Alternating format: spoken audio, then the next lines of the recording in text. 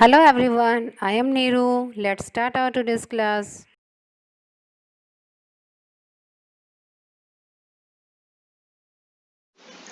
This is lesson 5 India's gift to the world. दुनिया को भारत के उपहार कौन से?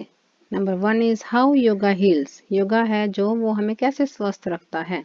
योगा कैसे स्वस्थ रखता है ये है हमारा chapter and let's start. It has become common knowledge that yoga is good for you. यह सामान्य ज्ञान की बात हो गई है कि योगा जो है वो आपके लिए अच्छा है. Currently, yoga is being used as a therapy for cancer, infertility, lung disease, multiple sclerosis, Parkinson's disease, insomnia, high blood pressure and joint pain. और जो आजकल है ना, नाउ आजकल इन दिनों में इसका जो प्रयोग है योगा का कैंसर में, बांझपन, फेफड़ों के रोग और स्नायु की दुर्बलता. पार्किंसंस क्या होता है? इसमें भी एक ऐसी बीमारी होती है कि शरीर जो है कमजोर हो जाता है, उसके अंग जो है कमजोर होने लग जाते हैं. इस बीमारी के इलाज में, अनिद्रा के इलाज में, उच्च रक्तचाप मतलब हाई बीपी और जोड़ों के दर्द के इलाज में, इन सभी में क्या है आजकल योगा का जो है ट्रीटमेंट किया जाता है, योगा का यूज किया जाता है. Yet there is very little awareness and understanding on exactly how yoga heals, even in the yoga and medical communities. फिर भी योग और चिकित्सा विशेषज्ञों में भी इस बात के बहुत ही कम सही चेतना और समझ है कि योग कैसे स्वास्थ्य लाभ प्रदान करता है. The key is to understand the relationship between stress, yoga and disease.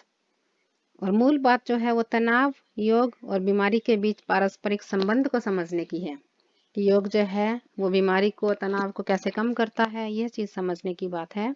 Medical research estimate that as much as 90% of illness and disease is stress related. चिकित्सा विज्ञान का अनुमान है कि तुलनात्मक रूप से 90% बीमारियां जो है वो तनाव से जुड़ी हुई हैं, स्ट्रेस रिलेटेड हैं. A few of the many diseases and conditions that have been linked to an overactive stress response include cardiovascular disease, depression, anxiety, some types of diabetes, mellitus, etc. और बहुत सी बीमारियों और परेशानियों में से कुछ जो बहुत ज़्यादा तनाव के कारण होती हैं, उनमें है हृदय और रक्त संचार के रोग, अवसाद, चिंता और कुछ प्रकार के मधुमेह की बीमारी, डायबिटीज की बीमारी जो है ये भी शामिल है. What we feel as stress is a product of the sympathetic nervous system or the fight or flight response. An almost instantaneous surge in heart rate, cardiac output, blood pressure, sweating, shallow breathing, and metabolism combined with a tensing of muscles. और जिसे हम तनाव कहते हैं, stress कहते हैं, या जिसे हम तनाव जैसा महसूस करते हैं, वो हमारे संवेदनशील स्नायु तंत्र की ही उपज है, यानी कि शरीर की लड़ो या भाग जाओ की प्रतिक्रिया है. हृदय गति में तुरंत ही उत्पन्न होने वाला एक उठाव है ये जो स्ट्रेस है, यानी कि हृदय की गति बहुत तेज हो जाती है, हृदय ऊर्जा है, रक्तचाप ऊंचा हो जाता है, फिर पसीना आने लग जाता है ब्लड प्रेशर हाई होने से, और सांसों की गति जो है वो कम गहरी हो जाती है, यानी ऊर्जा निर्माण जो है वो तीव्र हो जाता है और मांसपेशियां जो है वो खिंच जाती हैं. इससे सांस लेने में कठिनाई होने लग जाती है और जल्दी जल्दी सांस आने लग जाता है, इस तरह की जो है होने लग जाती है. Internally, the fight or flight response shut down digestion and elimination and reduces blood flow to the internal organs.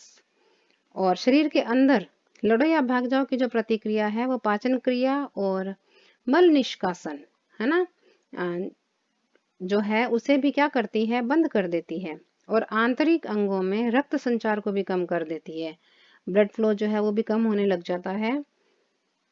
For short term this stress reaction is a good thing. थोड़े समय के लिए तो यह तनाव की प्रतिक्रिया जो है वो एक अच्छी चीज है. द फाइट और flight response prepares us to respond to any environmental threat by fighting against it or fleeing from it.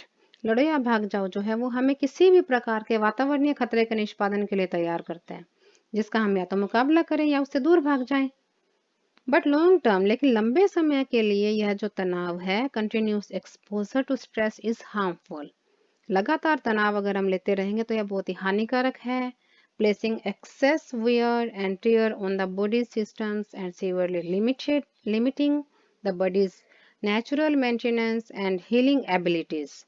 और यह क्या करता है, क्योंकि ये हमारे शरीर के अंदर जो है बहुत ही टूट-फूट पैदा कर देता है। अगर हम तनाव में रहते हैं तो शरीर में हमारा जो नर्व सिस्टम है उसमें टूट-फूट होने लग जाती है और यह शरीर की सामान्य रख-रखाव को और स्वास्थ्य लाभ प्रदान करने वाली क्षमता को भी कम कर देता है।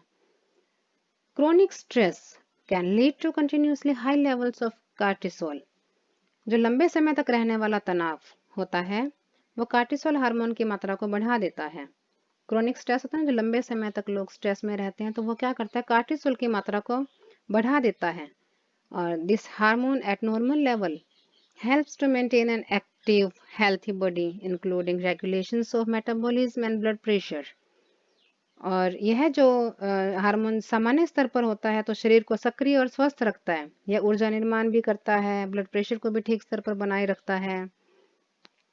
But excessive amounts of cortisol can suppress the immune system and cause sleep disturbances and loss of appetite। लेकिन कार्टिसोल की अत्यधिक मात्रा हो जाती है जो कि स्ट्रेस की वजह से हो जाती है, तो यह हमारी रोग प्रतिरोधक क्षमता को भी दबा देती है और हमारी नींद को भी भंग कर देती है। हमें अनिद्रा का रोग लग जाता है और हमारी एपेटाइट जो है वो भूख भी कम हो जाती है, भूख भी कम लगने लग जाती है।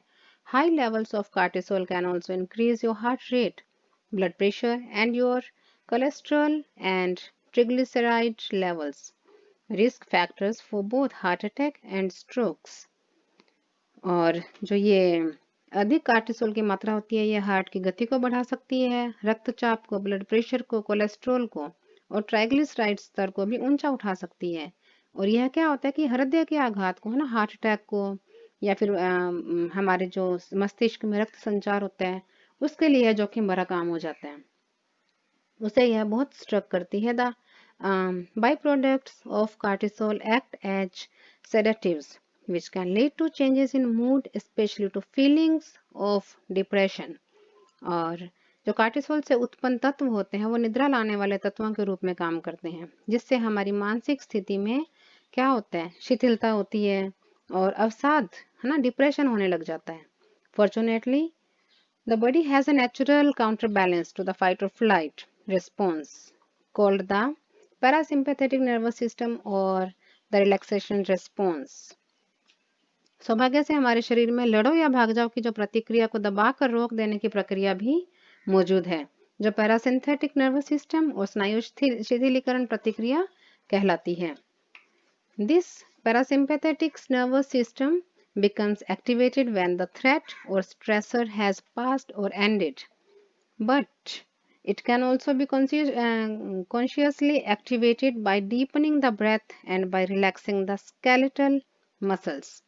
और जो ये पैरासिम्पैथिक स्नायु तंत्र होता है यह तब काम करना शुरू करता है जब खतरा निकल जाता है या फिर खत्म हो जाता है, लेकिन इसे चेतन रूप में गहरी सांस लेकर और अपनी मांसपेशियों को बिल्कुल ढीला छोड़कर भी सक्रिय किया जा सकता है। मतलब जब हम कभी टेंशन में हो तो हमें क्या करना चाहिए, हम पैरासिम्पैथिक स्नायु संस्थान को कब कर सकते हैं, जब क्या होता है कि हम अपने आप को, जब गुस्सा आ रहा हो या बहुत ज़्यादा टेंशन हो तो हमें अपने आप को रिलैक्स छोड़ देना चाहिए, हमारे मांसपेशियों को ढीला छोड़ देना चाहिए, तभी हम इसे वापस प्राप्त कर सकते हैं।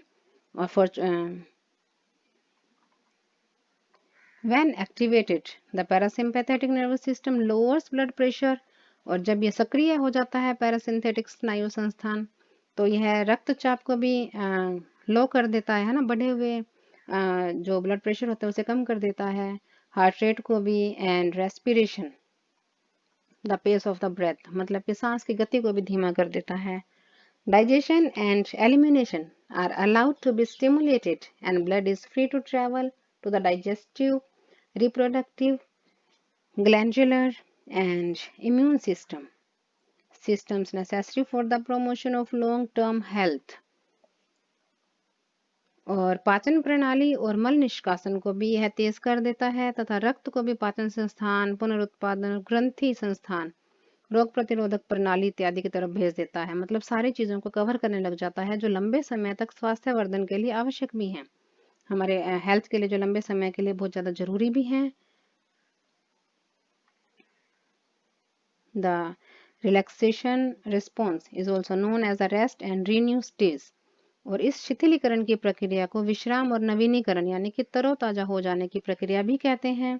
When the body has the time and resource to heal the body and to respond to illness।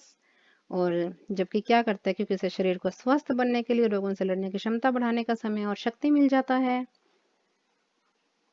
Obviously, by increasing the frequency, time, and depth of the relaxation response, we not only allow our body to recover from illness and disease, but we also practice preventive medicine by allowing the body to perform all of its essential maintenance tasks।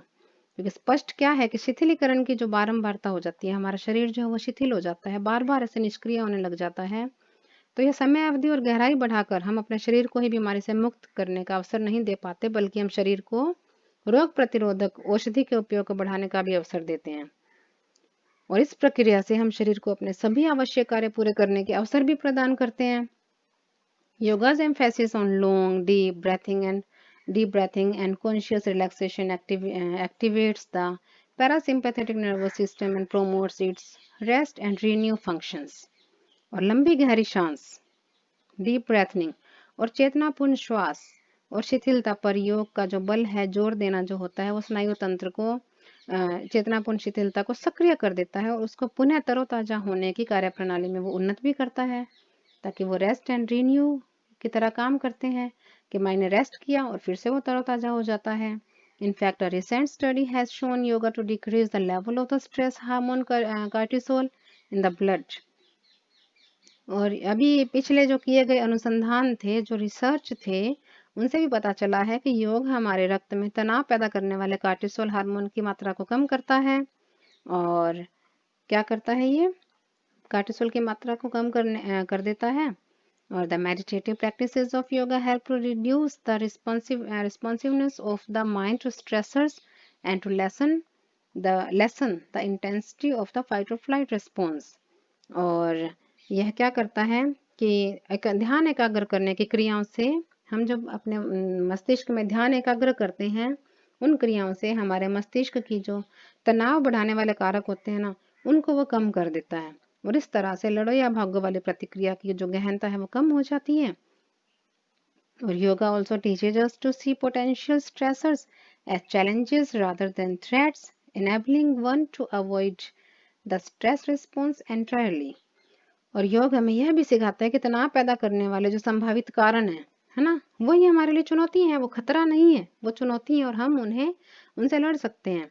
और इस तरह से योग जो है वो किसी भी व्यक्ति को तनावपूर्ण प्रतिक्रिया से पूरी तरह से बच निकलने में समर्थ बनाता है।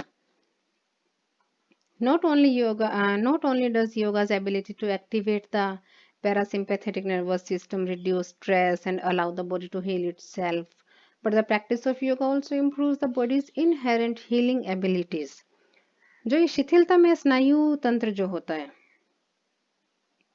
इस प्रणाली को सक्रिय करने में तो योगा जो है वो समर्थ है ही, है ना। और इसके साथ साथ वो सिर्फ तनाव को ही कम नहीं करता, बल्कि शरीर को भी अपने आप ही जिस चीज से लाभ मिलता है वो प्रदान करता है। योगा जो है वो हमारे शरीर को अपने आप ही सही दिशा प्रदान करता है, सही कार्यशैली प्रदान करता है। और बल्कि यह जो योग का अभ्यास जो है वो शरीर को स्वास्थ्य लाभ भी प्रदान करने में, बिल्कुल सामर्थ्य में सुधार भी करता है, कि हमारा जो स्वास्थ्य सुधार भी हो जाता है योगा करने से। अगर हम कोई लंबी बीमारी में चल रहे हैं, दवाई चल रही है, तो वो दवाई जो है वो जल्दी असर करने लग जाती है अगर हम योगा करते हैं तो। The inverting, twisting and compressing that occurs in yoga postures enhance the circulation of blood and body fluids। और जो योग मुद्राओं में इन्वर्टिंग होता है, शरीर को सिकोड़ना, है ना, ट्विस्ट करना, मोड़ना, और कंप्रेस करना, दबाना, इस तरह के जो पोस्चर्स होते हैं, जो क्रियाएं होती हैं, वो शरीर में रक्त संचार को भी चलायमान रखती हैं और अन्य द्रवों के संचार को भी उससे गति मिलती है। This increase in circulation not only improves the body's ability to deliver the materials needed to allow healing to take place, but also activates the lymphatic system to maintain normal functioning of the immune system and inflammation response। और यह बढ़ते हुए संचार से शरीर को न सिर्फ वो पदार्थ जो शरीर को अंदर से सुधारने में काम करते हैं, पहुंचाने में शीघ्रता करते हैं, बल्कि यह लिम्फेटिक मतलब लसीका स्पंदन भी सक्रिय हो जाता है इससे, और जिससे रोग प्रतिरोधक व्यवस्था जो है वो तंदुरुस्त होती है और रोग युक्त स्थान पर सूजन की प्रतिक्रिया होती है।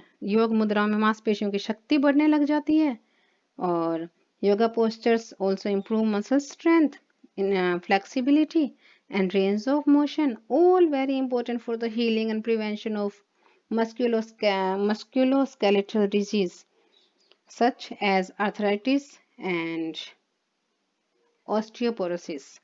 और ये क्या करता है, योग मुद्राओं से मांसपेशियों की शक्ति बढ़ती है और अंग संचालन जो है वो हमारा लचीला हो जाता है, फ्लेक्सिबल हो जाता है। हमारे जो जोड़ों में दर्द होना है ना, वो सब कुछ नहीं होता, हमारे हाथ पैर अच्छे से काम करने लग जाते हैं और विस्तार भी बढ़ने लग जाता है उनका, है ना। हम अपने हाथों पैरों को खूब स्ट्रेच कर सकते हैं और शरीर को स्वस्थ रखने में भी सहायक होती हैं योग मुद्राएं। और अस्थि पेशी जो संस्थान की बीमारियां होती हैं ना, नाड़ियों की बीमारियां जो होती हैं, जोड़ों का दर्द, हड्डियों की कमजोरी, आर्थराइटिस क्या होता है, हड्डियों का जो दर्द होता है, जोड़ों का जो दर्द होता है ना, सूजन होना, और ऑस्टियोपोरोसिस होता है वो हड्डियों की कमजोरी, ये सब कुछ क्या है, योगा से सही होने लग जाता है। योगा's emphasis on deep breathing combined with backbench improves lung capacity and function.